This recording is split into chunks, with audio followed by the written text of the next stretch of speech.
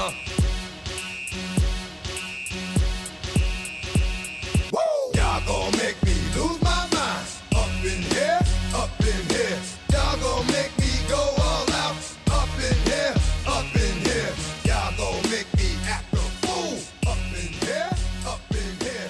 Y'all gon' make me lose my cool. Up like that. Up in here.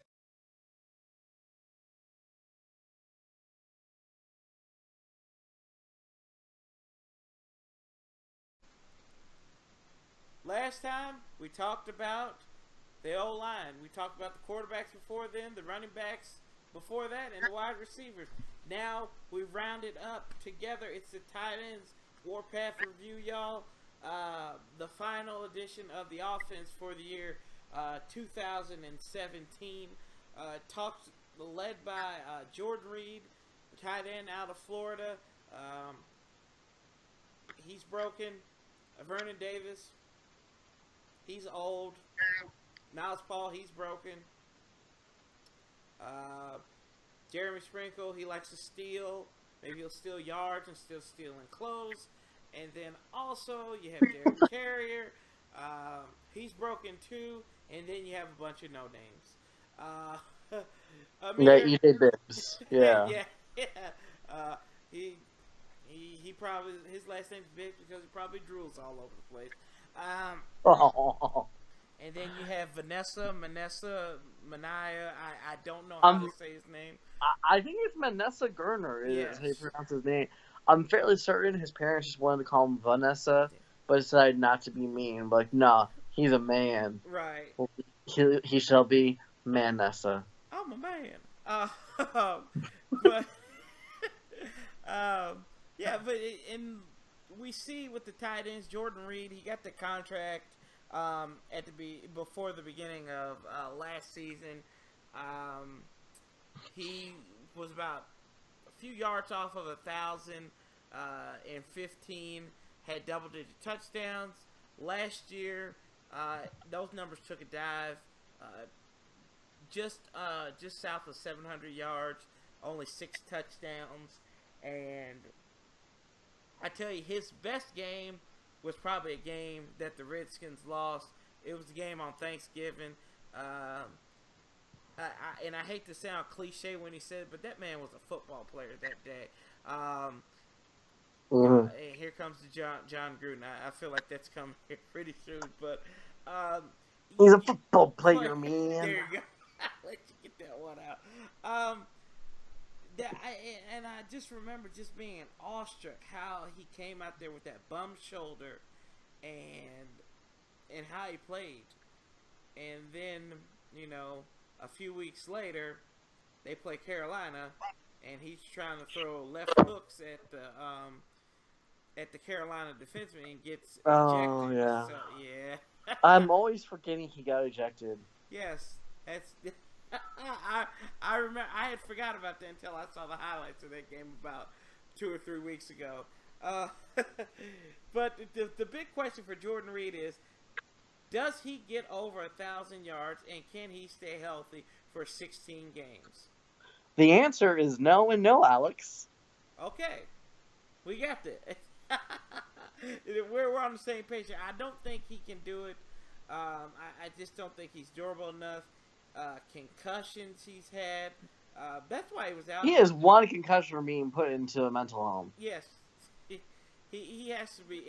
In how they treat concussions nowadays, and I kind of said this last year too, you got, at some point, no matter what kind of talent you are, you got to think about what's your future outside of football. You're a young guy, you're in your mid-late 20s, you got the whole world ahead of you. So I hope he stays healthy. I don't think with his track record he will. I'll give him 13 games that he'll appear in, and I'll give him 950 as his yardage, and I think he'll reach 8 or 9 touchdowns. Okay, I'm a little more pessimistic here today then. Okay. I say he plays in 11 games. 11 games. I'm gonna give him 700 yards, and I'm gonna give him 5 touchdowns. Okay, that's fair. And Vernon Davis there, we talk about him. He is the backup. He came out. DD.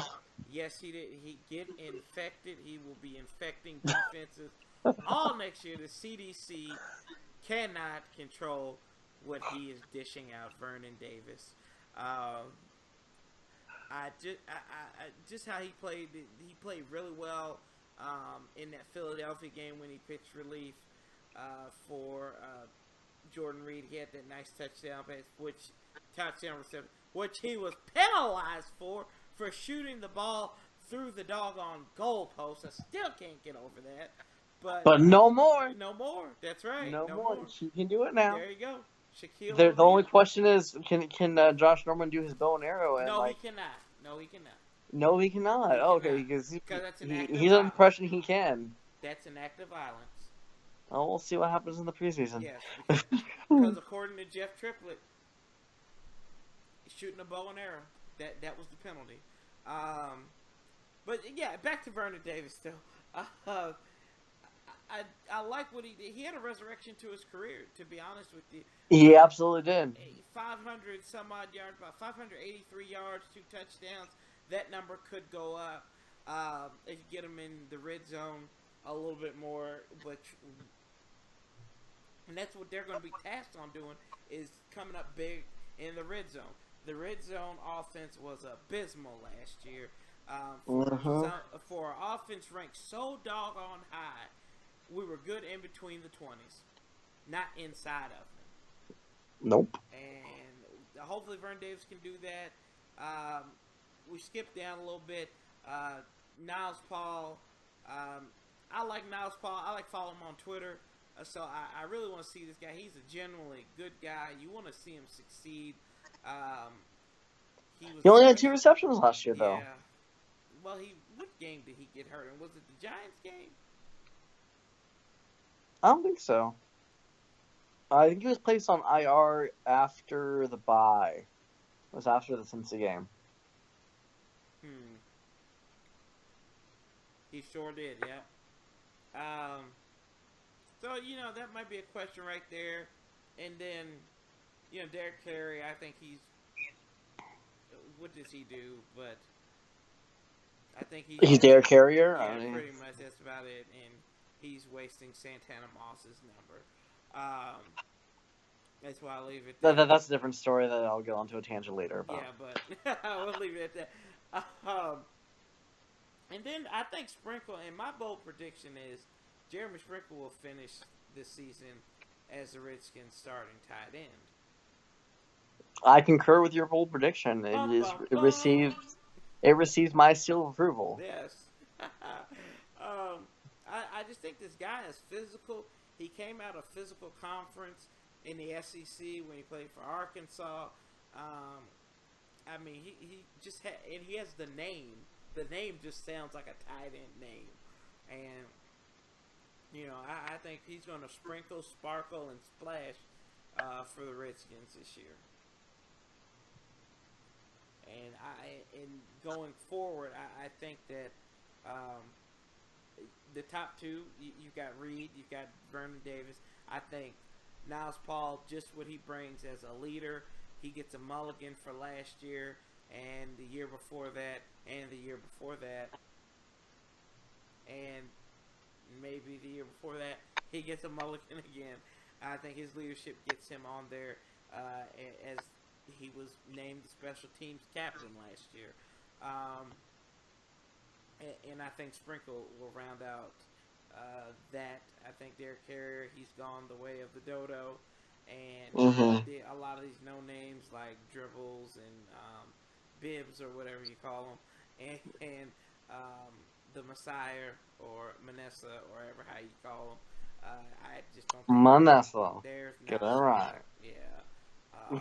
There, Manene. There's no reason. There's no spot for him there.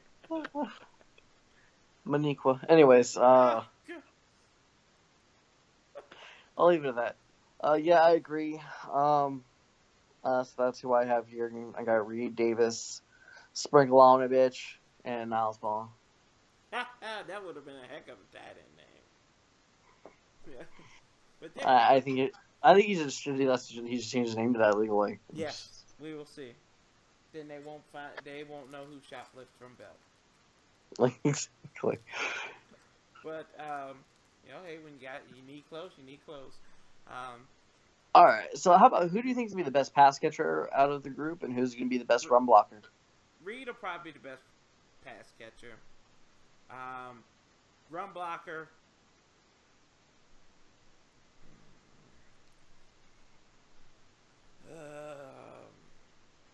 Paul maybe.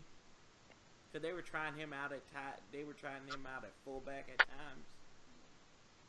Mm-hmm. So maybe Paul.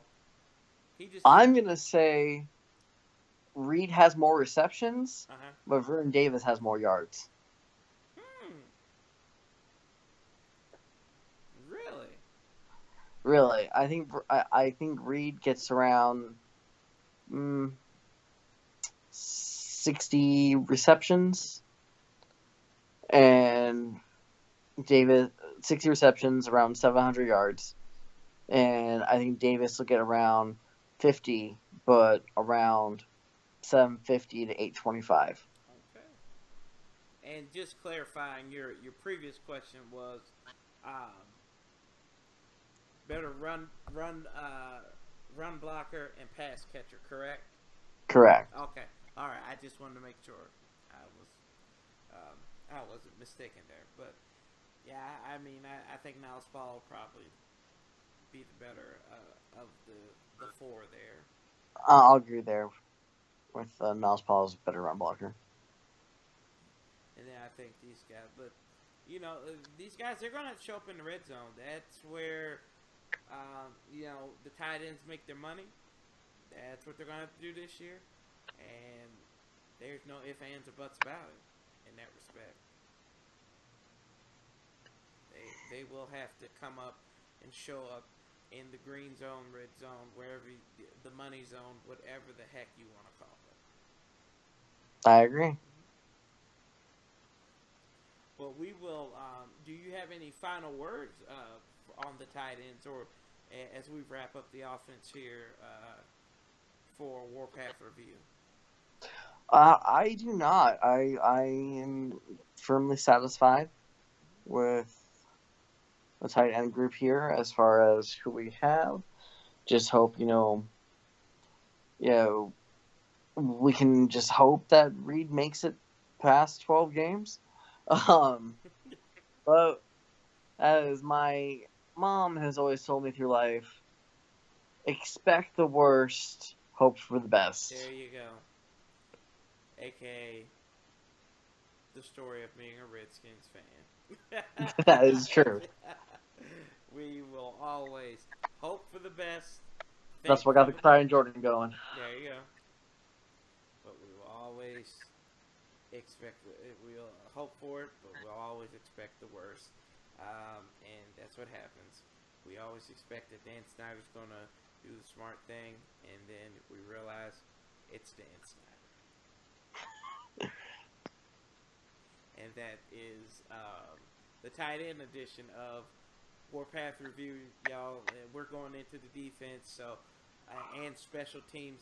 Those guys are going to come up fast and furious, and just be on the lookout for it because we got a lot of interesting things to talk about. We'll be looking to get this going on. We've got a scheduled video coming up as well. Be on the lookout for that too. But as always, for right now, we love you guys and love, peace, and hail, and we'll be talking to you real soon.